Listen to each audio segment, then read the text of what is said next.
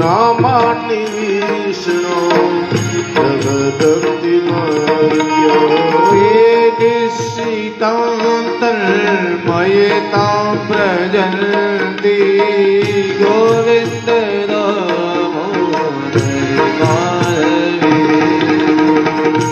गोविन्द दामोदर माधवेति गोविन्द दामोदर माधवेति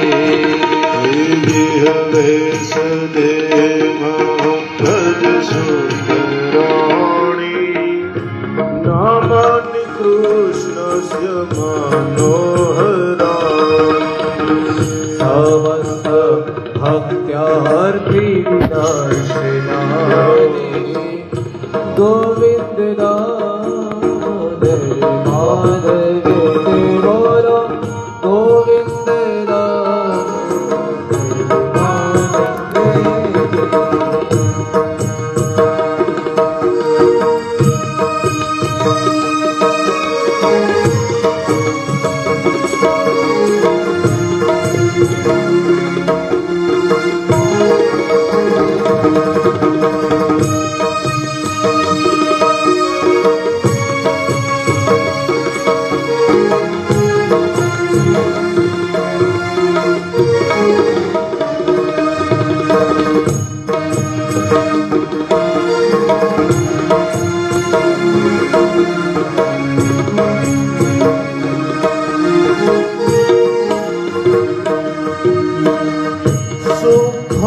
सुखवसाने इदमेव सारं दुःखावसाने इदमेव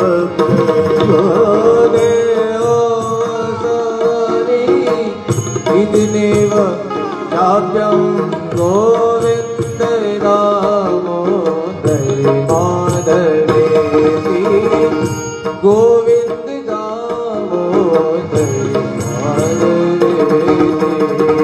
श्री कृष्ण राधा वर गोकुलेश गोपाल गोवर्धन नाथ विष्णु जीवमेति भस्मावृतमेव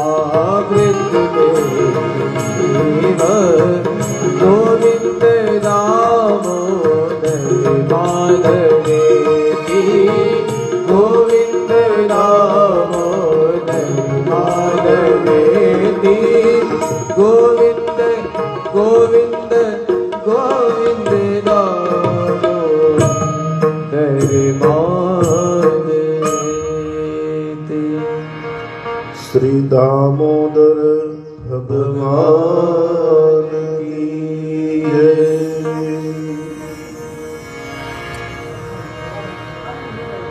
ભાગવતજીના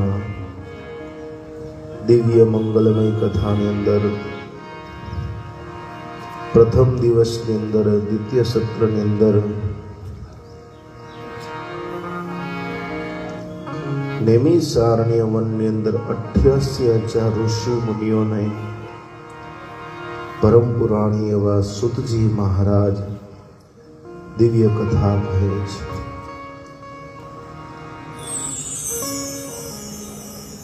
ગત દિવસની અંદર ભાગવતજીની રચના થઈ, વ્યાસજી મહારાજને પ્રાગટ્યની કથા અને સુખદેવજી મહારાજ પ્રગટ થયા તેની કથા કીધી।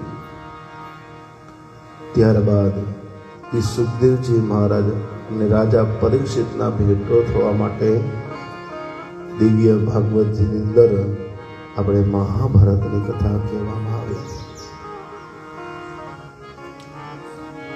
કૌરવનો નાશ, પાંડવોનો વિજય,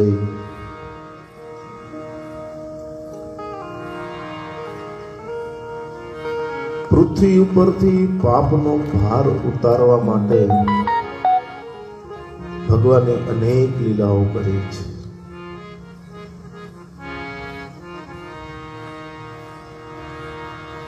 ભગવાન પાંડવોના પક્ષમાં રહ્યા હતા।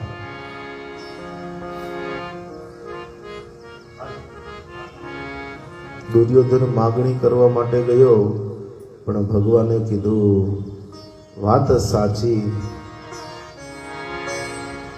પણ હું એક શરત મૂકું છું, એક બાજુ મારી અક્ષોણી સૈન્ય, એક બાજુ હું એકલો. ને ભગવાનને અને દુર્યોધનને કેવલ માતા કુંતી દ્વારા વ્યવહાર સંબંધ હતા એવું નહીં. 10મા સ્કંદની અંદર આપણે કહેશું દુર્યોધન અને ભગવાન દ્વારકાનાથ એ બે વેવાઈ થાય. વેવાઈ હતા. ખાલી એવું નથી કે પાંડવો દ્વારા જેનો સંબંધ હતો, એવું નથી.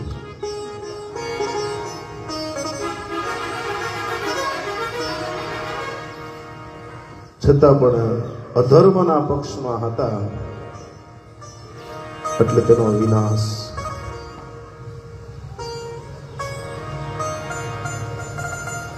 જે બાજુ ધર્મ હોય ને એ બાજુ ભગવાન હોય. યતો ધર્મ તતો કૃષ્ણ, યતો કૃષ્ણ તતો જય. જે બાજુ ભગવાન હોય તે જ બાજુ નક્કી વિજય પણ હોય જ. પરીક્ષિત રાજાનો જન્મ થયો.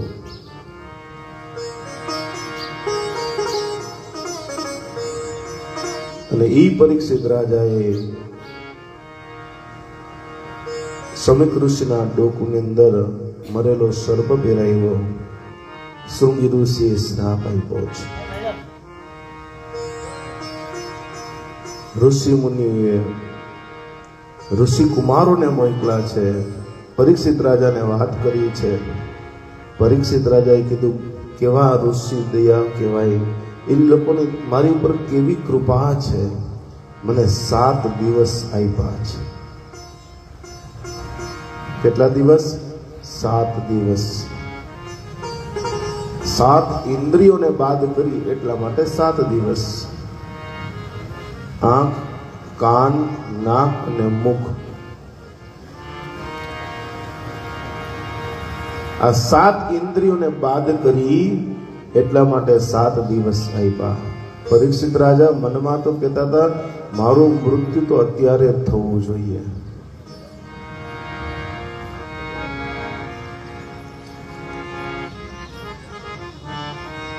મેં એવું કર્મ કર્યું કે પાંડવોની જે કીર્તિ હતી એની પર પાણી ફેરવા તૈયાર થયો.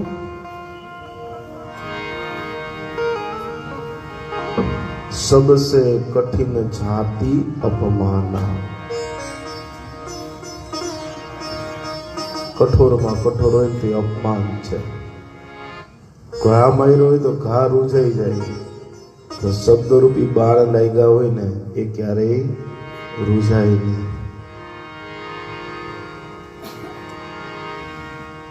મેં આ કર્મ કર્યું છે, હું શું કરું? અને જન્મઈ જઈને ગાદી સોંપી હસ્તિનાપુરની અને પોતે ચાલતા થયા છે. મારું મરણ નજીક છે, હું શું કરું?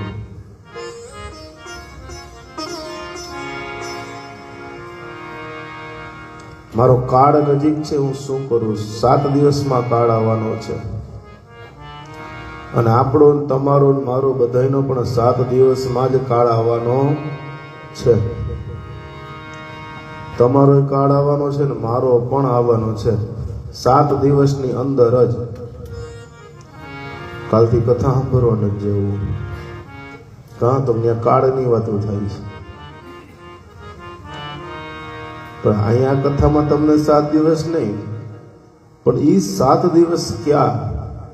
ગમે ત્યારે આપણું મૃત્યુ આવશે તેથી કા સોમવાર, કા મંગળ, કા બુધવાર, કા ગુરુ, શુક્ર, શનિ અને કા રવિવાર. પાછું ત્યાં રવિવારની રજા નથી, તે દિવસે બ્રેક, એવું નથી. ખરેખર તો ભગવાન એક દિવસ રાખવાની જરૂર હતી. તો આપણે બધા માણસ એવા ચતુર છીએ ને, તે દિવસે શું કરીએ, આપણે જેવી જિંદગી જીવી એવી જીવી લઈએ. આજે ક્યાં કઈ થવાનું છે? એક્સિડન્ટ થાય તો ભગવાન લેવા નથી આવવાના, કૃતિજ્ઞના દૂત આવવાના. હે પણ એ કાંઈ નક્કી ન કરી શકીએ. કાળ 7 દિવસમાં આવવાનો છે, તો એના માટે શું કરું? પ્રિયમાણમ કિમ કર્તવ્ય, મારું મરણ નજીક છે, હું શું કરું? અને ગંગાજીના કિનારે હરિદ્વારમાં સુખદેવજી મહારાજ પાસે ભેટો થયો છે. હે ભગવાન, હું શું કરું? અને સુખદેવજી મહારાજ ગંગાજીના કિનારે સુંદર મજાના આસન ઉપર વિરાજમાન થયા છે. પરીક્ષિત રાજા 2 હાથ જોડી અને પ્રશ્ન કરે છે, હે ભગવાન, અત પૂજામિ સંસિદ્ધિં યોગિનાં પરમં ગુરુ પુરુષસ્ય યત કાર્ય મ્રિયમાણસ્ય સર્વથા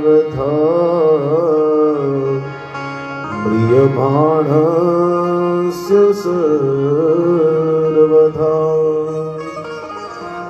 હે ભગવાન, આપ તો મહાન રહેલા છો. જે યોગીઓ થયા છે, આ યોગીઓના પણ આપ ગુરુ રહેલા છો. કૃપા કરી મને કહો, જ્યારે કાળ નજીક હોય, મૃત્યુ નજીક છે, નિકટ છે, ત્યારે પુરુષે શું કરવું જોઈએ? એવું શું સાંભળવું જોઈએ જેથી મુક્તિ પ્રાપ્ત થાય? કૃપા કરીને કહો. સુજી મહારાજ કહે, સૌનકાદી ઋષિ મુનિઓ, જ્યારે પરીક્ષિત રાજા બિરાજમાન થયા છે, ત્યારે આગળ સુખદેવજી મહારાજ તેને કહેવા જાય છે, ઇતિ શ્રીમદ ભાગવત પરમ સંહિતાએ ભાગવત કથાયા પ્રથમ સ્કંદ સમાપ્ત. પહેલો સ્કંદ પૂર્ણ થયો. એનું જે પણ કઈ પુષ્પ છે, ફળ છે, ઠાકોરજીના ચરણામાં અર્પણ કરીએ.